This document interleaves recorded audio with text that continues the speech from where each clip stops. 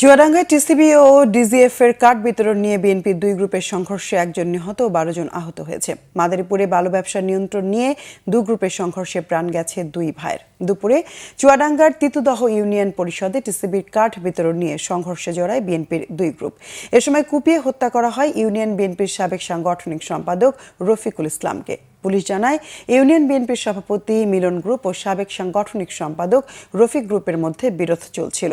দ্বন্দ্ব নিরসনে ইউনিয়ন পরিষদে আলোচনায় বসে দুই পক্ষের নেতাকর্মীরা। এক পর্যায়ে উভয় পক্ষ সংঘর্ষে জড়িয়ে পড়ে। এদিকে মাদারীপুর সদর উপজেলার অবৈধ বালু ব্যবসার নিয়ন্ত্রণ নিয়ে সংঘর্ষে নিহত হয়েছেন দুই ভাই। দুপুরে খোয়াজপুর ইউনিয়নের সর্দারকান্দি এলাকায় এই ঘটনা হয়। আহতদের মধ্যে ৩ জনকে ঢাকায় আনা হয়েছে। পুলিশ জানায়, ইউনিয়নের আরিয়াল খান নদে বালু ব্যবসার নিয়ন্ত্রণ নিয়ে স্থানীয় মোহাম্মদ শাহজাহান খানের সঙ্গে সাইফুল সর্দারের বিরোধ চলছিল। এর জেরেই দুপক্ষের লোকজন সংঘর্ষে জড়ায়। এ সময় সাইফুল সর্দার ও তার ভাই আতাবুর সর্দারকে কুপিয়ে হত্যা করা হয়।